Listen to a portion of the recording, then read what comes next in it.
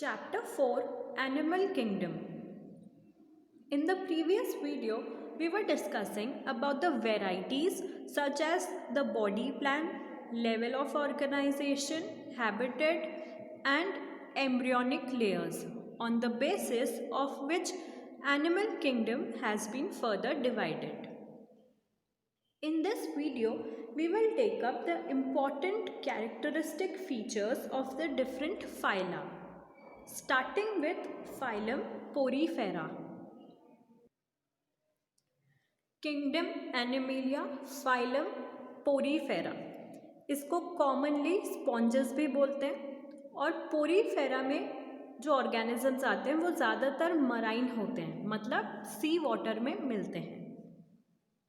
Asymmetrical organisms होते हैं। अगर हम इनको 2 इक्वल पार्ट्स में डिवाइड करना चाहें तो हम नहीं कर सकते, क्योंकि इनमें बाइलेटरल सिमेट्री नहीं है, रेडियल सिमेट्री नहीं है और यूनिवर्सल सिमेट्री भी नहीं है।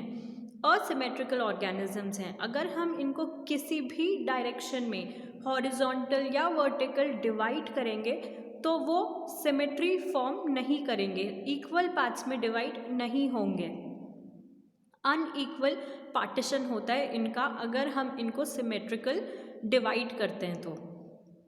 उसके बाद ये प्रिमिटिव मल्टीसेलुलर ऑर्गेनिजम्स होते हैं, मतलब जो सबसे पहले देखे जाने वाले मल्टीसेलुलर ऑर्गेनिजम्स थे वो सब पोरीफेरा फाइलम में इंक्लूड किए जाते हैं। प्रिमिटिव मीन्स अर्लियर और एंशिएंट। इसके अलावा इनका लेवल ऑफ ऑर्गेनाइजेशन सेल्यूलर होता है, मतलब पोरीफेरेंस की बॉडी में टिश्यू फॉर्मेशन नहीं होता है। सेल्स ही होते हैं जो इंडिपेंडेंटली वर्क करते हैं, एक दूसरे पे डिपेंडेंट नहीं होते और लेबर का डिवीजन नहीं होता।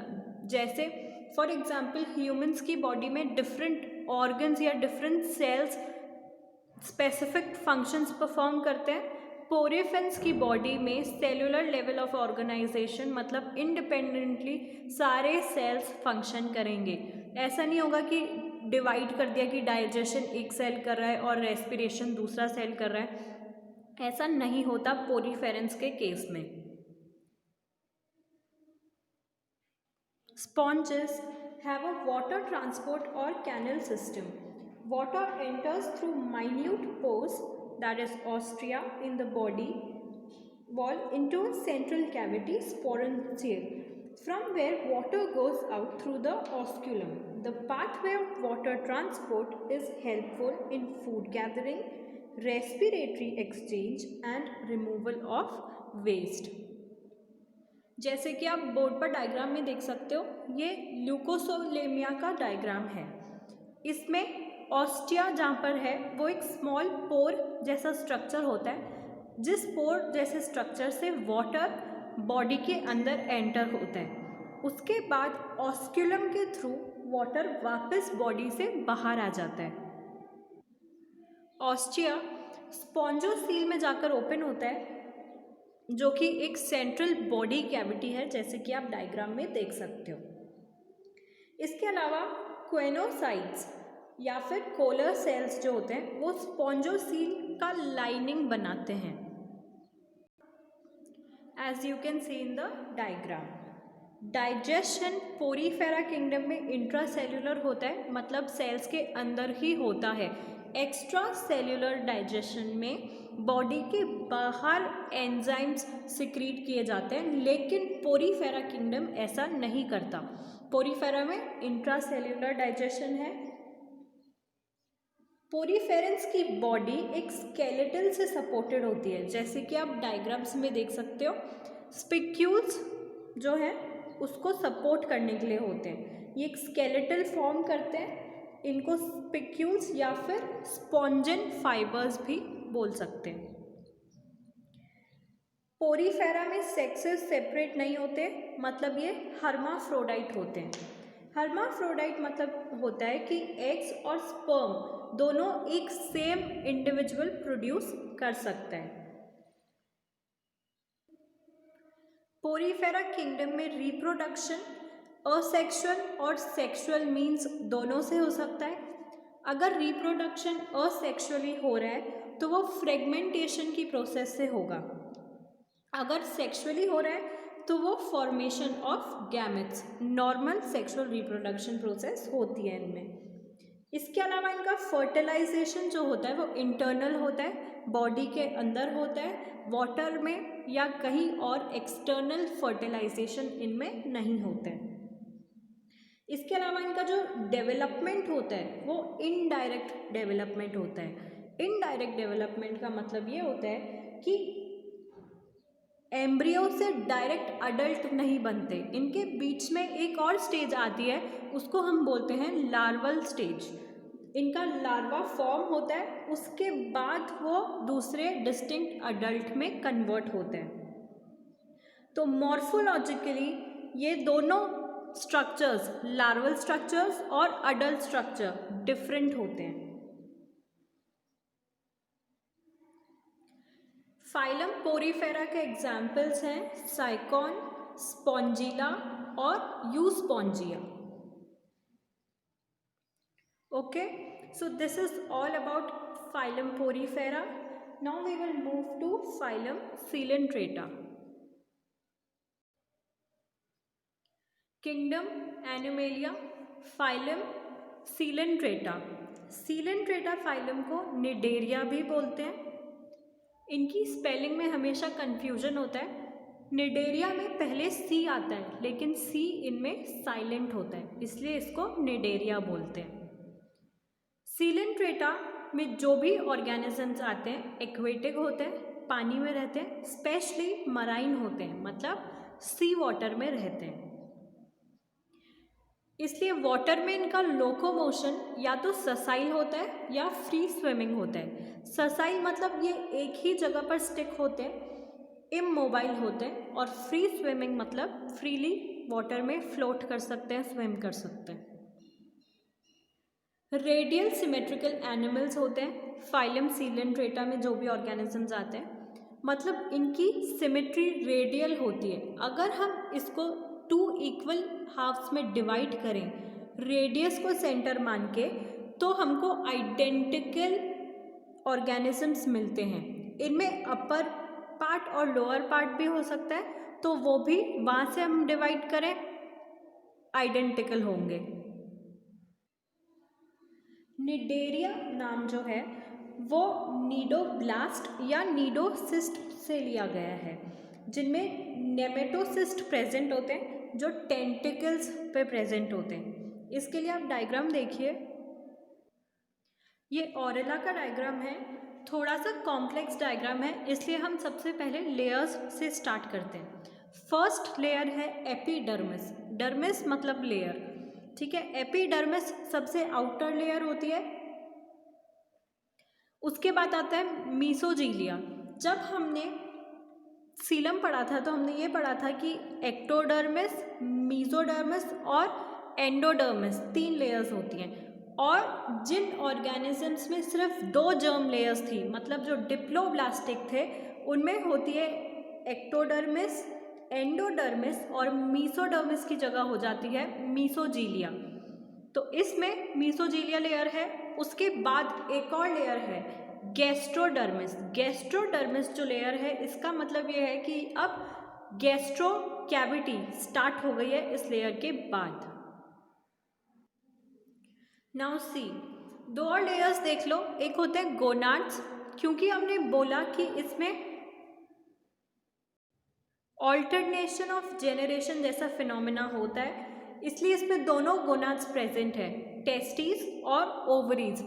ये प्राइमरी रिप्रोडक्टिव ऑर्गन्स हैं जो कि बाद में स्पर्म और ओवा का प्रोडक्शन करते हैं। गोनाड्स तक समझ आया।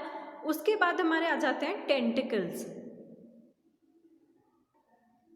हमारा लास्ट पॉइंट जो था नीडोब्लास्ट और नीडोसिस्ट का, वो इसी के बारे में था। निडेरिया जो नाम लिया गया है वो नीडोब्लास्ट और नीडोसिस्ट से लिया गया है। ये स्टिंगिंग कैप्सूल्स होते हैं इनके अंदर, जिनको हम नेमेटोसिस्ट बोलते हैं, जो टेंटिकल्स पे प्रेजेंट होते हैं, पर वो ऐसे दिखते नहीं हैं नेकेड आइज से। इसलिए आपको ये ध्यान रखना है कि जो टेंटिकल्स हमने डायग्राम में बनाए हैं उनके अंदर नेमेटोसिस्ट प्रेजेंट है जो कि निडेरोब्लास्ट और निडेरोसिस्ट से एक स्टिंगिंग कैप्सूल की तरह निकल रहे हैं। ये जो नीडोब्लास्ट और नीडोसिस्ट होते हैं ये एनकरेज करने का काम करते हैं, मतलब किसी भी जगह को होल्ड करने का और अपनी ग्रिप बनाने का, डिफेंस का काम करते हैं और अपने प्रे को भी कैप्चर करते हैं। डायग्राम पे फिर से चलते हैं। टेंटिकल्स तक का लेबलिंग आपको समझ में आ गया। उसके बाद आता है माउथ और ओरल आर्म्स। ओरल आर्म्स इसलिए इनको बोलते हैं क्योंकि माउथ वाला जो एरिया होता है उसको जनरली ओरल बोला जाता है। तो ये हो गए ओरल आर्म्स। और माउथ के बारे में अभी हम पढ़ेंगे जब हम गैस्ट्रो कैविटी समझेंगे। दो और लेबलिंग्स करी हैं अभी मैंने, एक्स अम्ब्रेला और सब अम्ब्रेला। हमने बोला कि सीलेंट्रेट्स की बॉडी रेडियल सिमेट्री वाली होती है। इनको 2 हाफ्स में डिवाइड करें तो हमको आइडेंटिकल पार्ट्स मिलते हैं दोनों। तो अपर पार्ट और लोअर पार्ट भी हो सकता है वो, इसलिए अपर पार्ट को हमने लेबल किया है एक्स अम्ब्रेला और लोअर पार्ट को लेबल किया जाता है सब अम्ब्रेला। इसके बाद आता है रेडियल कैनल और सर्कुलर कैनल। आप देख सकते हो जो पार्ट थोड़ा सा सर्कुलर है, स्फेरिकल है, उसको हम नेम करते हैं सर्कुलर कैनल, और जो रेडियल सिमेट्री वाला है उसको लेबल करते हैं रेडियल कैनल। अब सबसे इम्पॉर्टेंट लेबलिंग इस डायग्राम की है गैस्ट्रिक कैविटी। आप देख सकते हो कि ये कैविटी सबसे बीच में है, मतलब सबसे सेंटर में, इसलिए इसको बोलते हैं सेंट्रल गैस्ट्रोवेस्कुलर कैविटी। इसमें सिर्फ एक ही ओपनिंग होती है। कैविटी आप देख सकते हो पूरी कवर्ड है, सिर्फ एक ओपनिंग है उसमें जिसको हम माउथ बोलते हैं। माउथ समझ में आ गया। गैस्ट्रो कैविटी से एक सिंगल ओपनिंग निकलती है, उसको माउथ लेबल किया जाता है, और यहाँ से फूड पार्टिकल्स अंदर आते हैं और एग्जिट भी हो सकते हैं। इसीलिए इनका डाइजेशन जो होता है वो एक्स्ट्रा सेलुलर भी होता है और इंट्रा सेलुलर डाइजेशन भी सीलेंट्रेट्स में हो सकता है। मतलब एक्स्ट्रा सेलुलर डाइजेशन में क्या होता है कि ये एनिमल्स अपनी बॉडी के बाहर एंजाइम्स सिक्रीट करते हैं जो भी सब्सटेंस है, फूड पार्टिकल है, उसको डाइजेस्ट करने का काम करता है, और उसके बाद में ये लोग उन फूड पार्टिकल को अपने अंदर लेते हैं, मतलब इंजेस्ट करते हैं। उसके बाद अगर इंट्रा सेलुलर डाइजेशन हो रहा है इनमें, तो वो सेल्स में ही होता है, इनकी बॉडी के अंदर ही, बाहर एंजाइम्स सिक्रीट नहीं होते हैं। कुछ निडेरियंस में स्केलेटन बन जाता है जो कि एक कैल्शियम कार्बोनेट सब्सटेंस से बनके होता है। उसका एग्जाम्पल है कोरल्स। कोरल्स क्या होते हैं? जो वाटर बॉडीज़ के साइड में या बीच में ऐसे जमा हो जाते हैं रॉक जैसे स्ट्रक्चर्स, उनको कोरल्स बोलते हैं। वो एक्चुअल में नॉन लिविंग रॉक्स नहीं होते हैं, वो एक्चुअल में सीलेंट्रेट्स होते हैं। गोनाड्स स्ट्रक्चर मैंने एक्सप्लेन करते टाइम बोला था कि इनमें ऑल्टरनेशन ऑफ जेनरेशन होता है। मतलब जिन निडेरियंस में ऑल्टरनेशन ऑफ जेनरेशन होता है उनमें पॉलिप्स जो होते हैं वो मेड्यूसे प्रोड्यूस कर सकते हैं असेक्सुअली, और मेड्यूसे जो होते हैं वो पॉलिप्स प्रोड्यूस कर सकते हैं सेक्सुअली। Example Obelia.